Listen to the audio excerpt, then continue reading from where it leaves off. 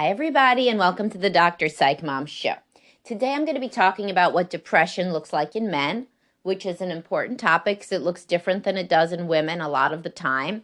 And a lot of times, guys don't even know that they're depressed when they are. And before we get to that, I must tell you to subscribe as usual. Most recent was how to outtalk your spouse, and coming up is why women dream about their exes, and over 140 more episodes. All right, so, and of course, if you don't want to spend the $8.99 for the monthly subscription, there's something even cheaper. The Facebook group is $4.99. Blue subscribe button on the Dr. Psych Mom main page. I have over 440 people in there. They are awesome, and it's a really open-minded, smart place to discuss ideas related to this stuff. Single, divorced, married, all ages. It's both genders. It's very exciting. All right, anyway. And I interact more in there. So what does depression look like in men? So most men are not going around crying and acting really sad. Instead, they act angry, irritable, apathetic, cynical.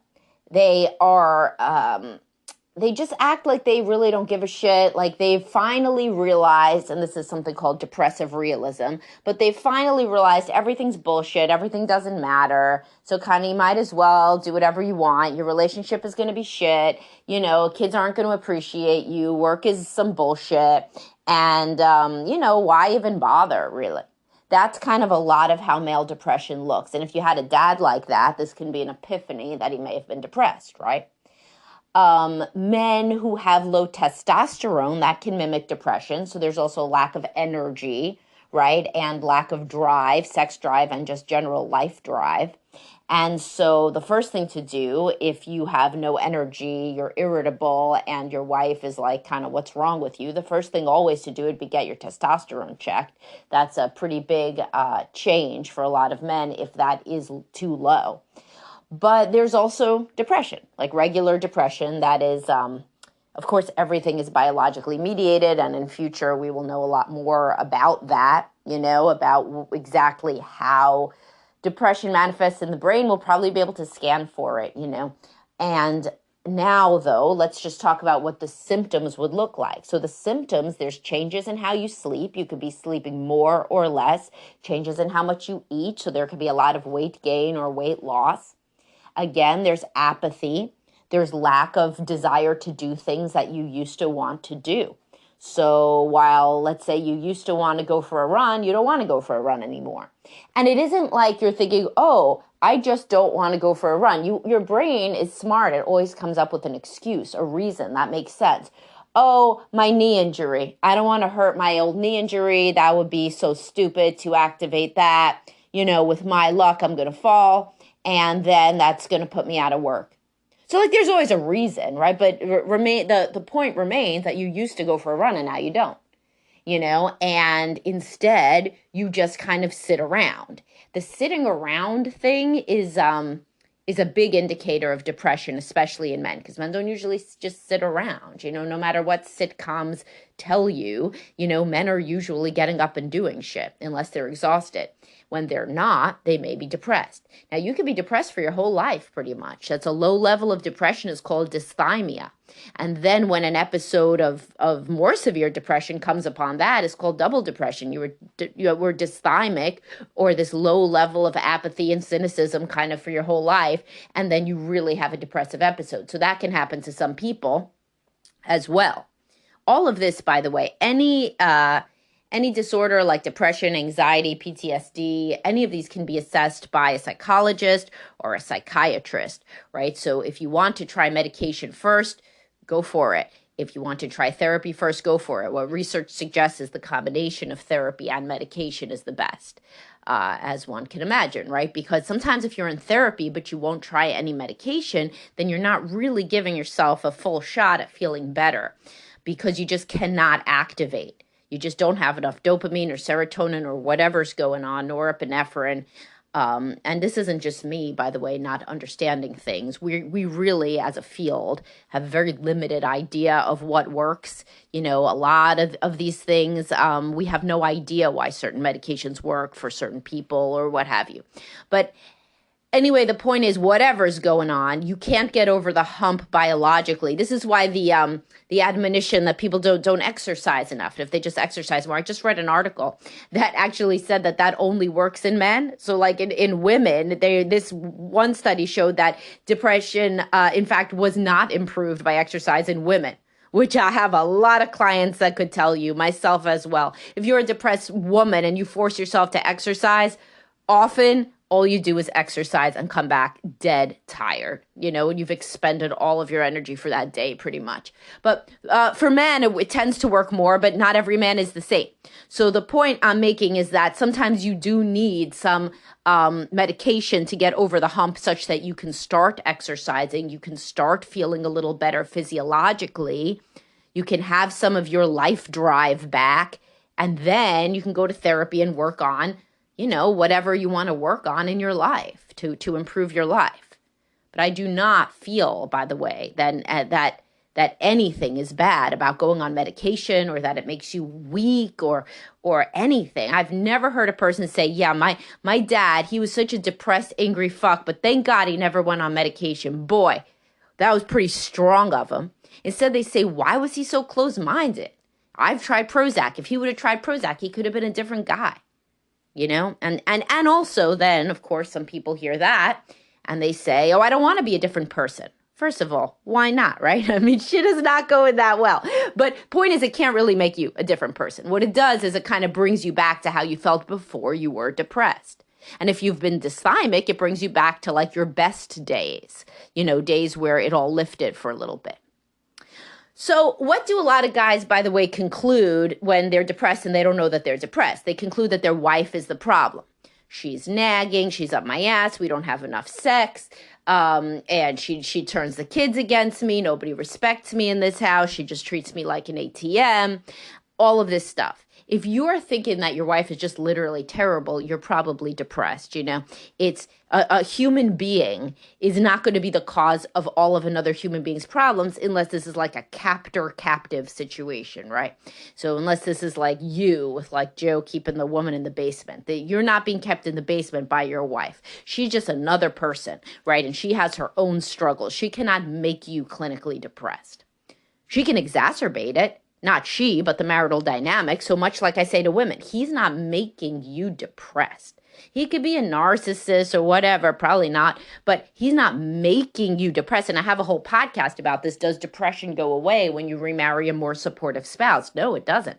Depression is a biological disorder that's highly heritable, right? It's inherited by, your gene pool. Was your dad depressed? Was your mom depressed? Most likely, they probably weren't diagnosed because who was at that stage? But if you have a tendency to be depressive, then that's highly heritable. And you should kind of get your butt in gear in terms of normalizing this and not being judgmental about it, because if it's heritable, then that means it's heritable to your children too. So when you start to see them acting depressed, you would probably want to get them into some sort of treatment or at least know what's going on, instead of just assuming that they're just being, an asshole, because probably they are just depressed the same as you, if you have any children that act similar to how you feel. So you're really negative and they're really negative. Well, guess what? You come from the same gene pool. So your wife is probably not the reason that you're a depressed man. Your marital issues are likely exacerbating your depression because a good marriage is a protective variable, although it is not a cure in any sense, and a bad marriage exacerbates any mental illness, but it does not cause it. So your wife could not sleep with you. So there's plenty of guys whose wife don't sleep with them, and they still get up and they take a run and they do well at work and they're a good dad.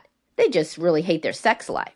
And you could think about this with anything else, right? So like, what if you really hated your job? Would you have to be clinically depressed? Or are there people that hate their job, but the rest of their life is pretty good?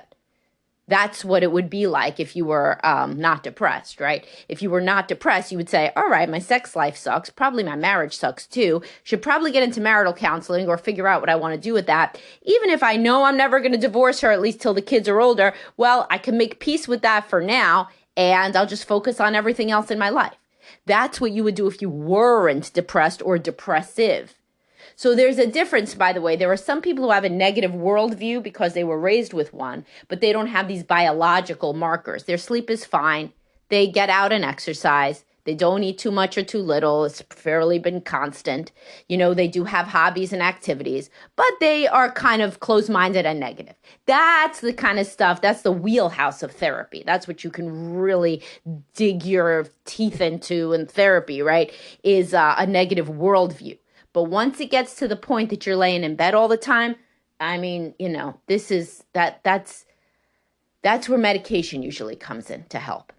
Because there's not a lot that therapy can do with somebody who is too depressed to engage in therapy. And that is chicken and egg. So sometimes that's when you need the medication to come in. Now, is medication a panacea? Certainly not. I myself have shared that a lot of medications have not worked for me. I've not found a medication for depression that's worked wholly, that's not had any side effects that I've stayed on for a long period of time at all.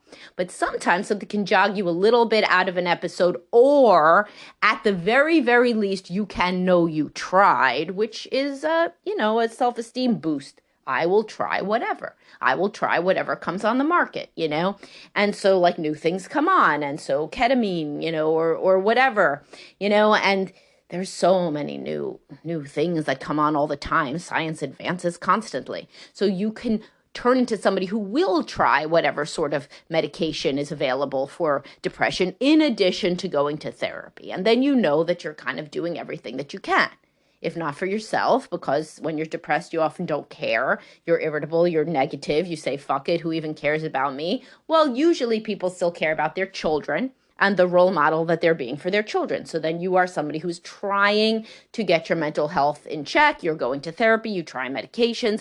And for a lot of people, they work. A lot of women are more screwed in this regard because there's a lot of extra hormonal issues that come into the mix. The men that I've seen go on Prozac, a lot of them respond.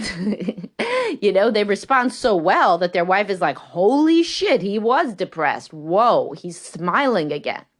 And Prozac, I'm just saying, is a proxy variable for any SSRI. Again, I'm not an MD. I'm a PhD. You have to go consult with a psychiatrist. Usually your GP will also possibly give you Prozac or Zoloft or some SSRI or SNRI or something. Well, Butrin's an SNRI, so it works on norepinephrine. The point here is you should be working with a provider, a medical provider. Sometimes you have to try a bunch of things and see what works for you. Dosage isn't right, this, that, the other, right? So either, no matter what you're doing here, you should be doing something. If you're realizing from what I'm saying that actually there are also biological changes, you're tired all the time, you don't sleep well, everything seems like a battle. You don't enjoy things. You feel down. Everything seems like it sucks. You've made a lot more sarcastic, snarky remarks recently. Things like that. Your wife, your kids, they're walking on eggshells around you. You tend to explode more. You see the downsides. You haven't had a good idea for something in a while. Vacation's coming up, you don't really care. Oh, a good way to spend money. Everything looks like through a lens of gray. Your wife has said that you're not fun, right? Like you don't ever want to do anything fun. By the way, a lot of the porn addiction can ramp up when men are depressed because they're trying to self-medicate with dopamine. So if porn has gone from a couple times a week to every night, and, you're hiding that from your wife and what have you, then that's also an indicator that something is awry with your mental health. If drinking has ramped up, I have a whole podcast on drinking and binge eating. People try to use those things to self-medicate, obviously. So if your eating and drinking has ramped up, that's also not a good sign. Any sort of addictive behavior, gambling, gaming, whatever. So anyway, and also a very big one is you don't give a shit about people. You don't want to see any friends. A friend is in town. You really could care. And everything kind of seems stupid.